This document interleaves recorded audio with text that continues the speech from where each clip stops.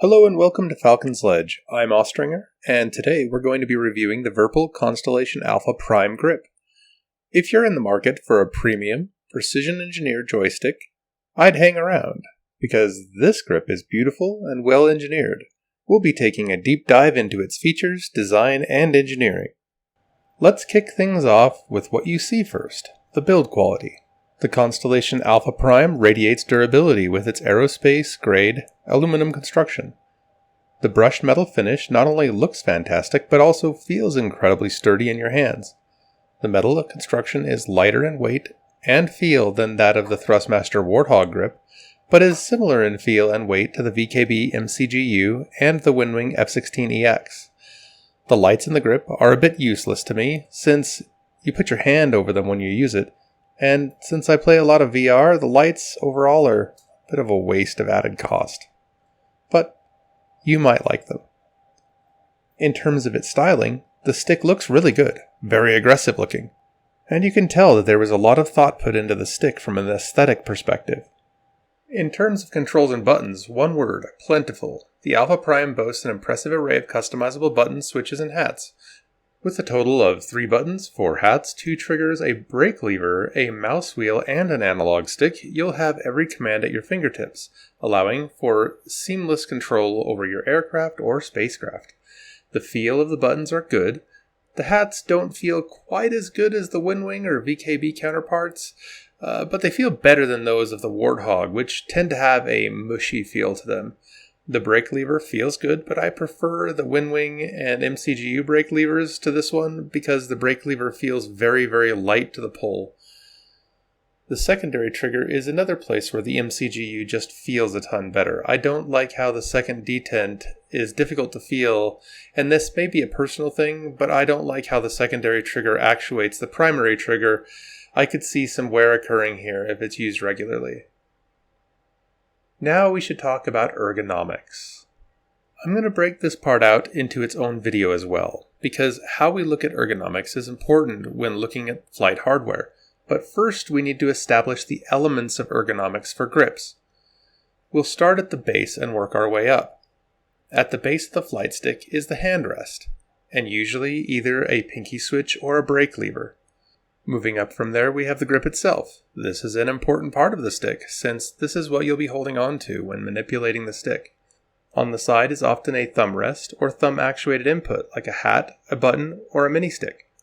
Around the front is your trigger. Above that is the head, which can contain several inputs such as a secondary trigger, a side button, or a hat. Finally, we have the face of the grip, which usually contains the majority of the input for a flight stick, and is usually operated using your thumb. When we talk about ergonomics, there is a portion of it that's subjective. Not all hands are the same, not all preferences for feel are the same. There is, however, a portion of a stick's design that can be objectively analyzed. The majority of human hands has a particular shape and range of movement. Not to mention, ergonomics of flight sticks is something that has been time-tested and researched not only by me, but aviation manufacturers and air forces around the world for decades. Please keep in mind that even if something is objectively less than ideal from an ergonomic standpoint, it doesn't mean that nobody will like it, particularly if they haven't had a lot of things to compare it to, which is something I do see a lot in my comments when I explain why something might not be great from an ergonomics perspective. So, let's talk about the ergonomics of the Constellation Alpha Prime. Just like the description we just went over, we'll start at the bottom and work our way up. The adjustable handrest is a nice feature, as when you operate a stick, your hand should be relaxed, and a good adjustable rest allows you to do this nicely. The only caveat here is that there is a jam nut that locks this into place, and it would be really nice if it was knurled. The brake lever has a fairly light spring in it, but the axis feels nice, it's well positioned, and it's easy to use. Moving up from there is the main grip. This part of the stick appears to be based off of the F-18's grip. The forward angle and the shape is very similar if you look at this comparison. However, when we look at what this stick is marketed to be, a side stick space sim grip, the use of the F-18 grip as the basis is clearly for its aesthetic value and not its ergonomic value. The F18 grip is made to be used as a center stick, and this is the reason for its shape. You hold a center stick differently than you do a side stick. Your hand approaches the stick from the side rather than from the rear, creating a more open-handed grip. From an objective standpoint, this is a poor decision for a side stick design, and from a subjective position, this is one of my least favorite parts of the stick. If you're going to design a side stick and you want to base parts of it off of real-life sticks, then at least base it off of a real-life side stick. This may not be an issue that you notice if you've moved up from other sticks that make similarly poor ergonomics choices, such as anything Logitech makes. But if you've had the opportunity to use purpose-built side sticks like the F16's grip or the VKB SCG grip, you'll know what I mean here. Moving up from there, the thumb rest feels fine. The hat is positioned relatively well considering how far it is pushed over due to the excessive girth of this grip. The shape of the hat is acceptable, and I have no major issues with it. The trigger is well placed and feels good to use. The secondary trigger can be reached easily, as well as the side hat. It would have been nice for this to be a 5-way instead of a 3-way, but it's not really a big deal. The face of the stick is the other place that I think could use major improvement in this grip, from an ergonomic standpoint. I believe that what happened here is the age-old battle between ergonomics and aesthetics. Humans love symmetry. The only problem with this when it comes to sticks is that the movement of some of our appendages aren't really symmetrical. This is the case with functionality of the face of joysticks. Our thumb, when gripping a flight stick, is biased towards the middle, so if you're holding a right stick, it's biased towards the left. Due to this, if you want to make an ergonomic face for a right grip, you need to orient the inputs to the left so that your thumb can easily operate all of the controls. Unfortunately, Virpil chose to center the inputs. You can see the difference when compared to this F16 grip. This results in a lot more of a reach when operating the right side controls. There's also an awful lot of reach when operating the mini stick here, though the mini stick isn't really badly placed. It would be really nice if they offered a module that had a hat switch instead of a mini stick here. It is worth noting that many of these ergonomic issues are completely mitigated when using this stick as a center stick. This isn't really surprising to me since it's based on a center stick in its design. And since you're approaching the stick differently, your grip is more open, so operating the inputs on the face isn't that much of a strain. At the tail end of the ergonomics discussion, I want to talk about some of the switches and hats. Firstly, the secondary trigger impacts and actuates the main trigger. I understand that in doing so, it can offer additional inputs with button plus button functionality. In my opinion, it doesn't really feel great, and it looks to me that this is going to cause some wear on the triggers. Not a huge thing, but I thought I would mention it. Secondly, and this is becoming more of a preference to me than anything, the longer I use flight sticks, the more I prefer gated hats to non-gated hats. They just feel more confident and less sloppy in their use. The hats of the Constellation are non-gated. That said, they feel pretty good, and have a decent tactile feedback. And finally, the scroll wheel. And I've never found a good use for this thing. This stick would have been so much better served by another hat switch instead of this thing.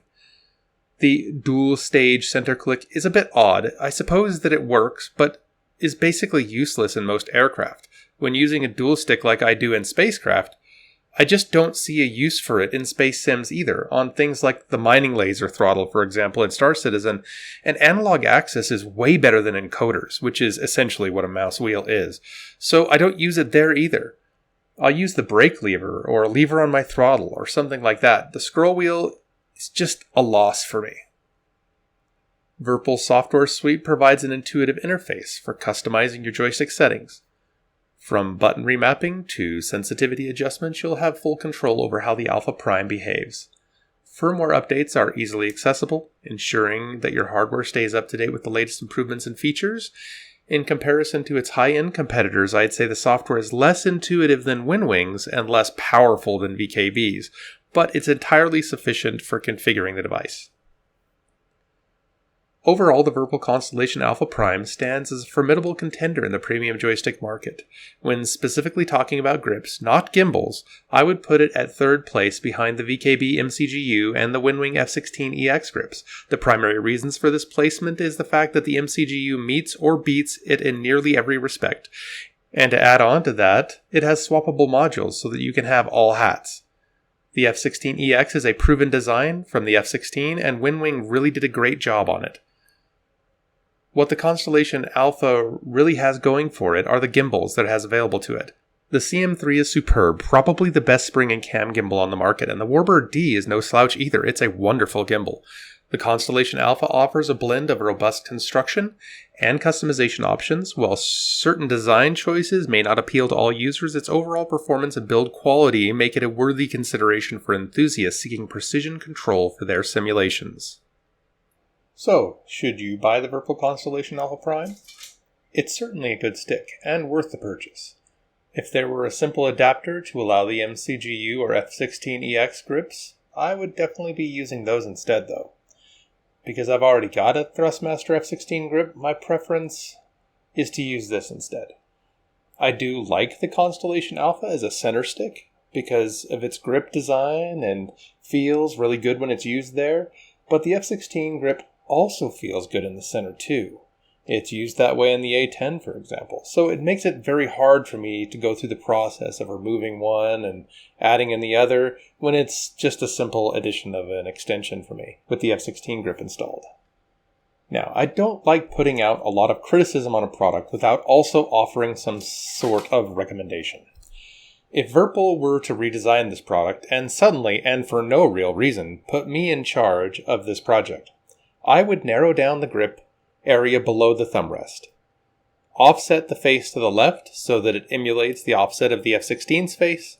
I'd replace the hat on the side of the stick with a 5-way, and I'd replace the lower left button on the face with a 5-way hat. Throw away the scroll wheel entirely, and make the hats gated. And I would also offer a hat module instead of the analog stick. In my opinion, these changes would make the Constellation Alpha Prime the best space stick on the market, bar none, and it would still look really cool. Did you like this review? Did you hate it? Well, feel free to include your thoughts and opinions that you might have on this in the comment section down below. It might just win you a chance to get an F4 Phantom for DCS. I plan to give away a copy of this module to one lucky commenter when I reach 3,000 subscribers, which is really close, I might add. All you need to do is post a relevant comment and be subscribed to my channel. Speaking of which, please do subscribe. It is the best way to help out my channel, and I really do appreciate it. I'm working hard to improve the quality of my content and bring you the best comparisons and reviews on this platform. We have a ton of things coming, including reviews on the Virpil CM3 Gimbal, WarBRD-D Gimbal, Winwing's new pedals, Thrustmaster Cougar MFDs, and more. That said, thank you for your participation, your feedback, and your viewership. Please fly safe, have fun, and as always, have a great day.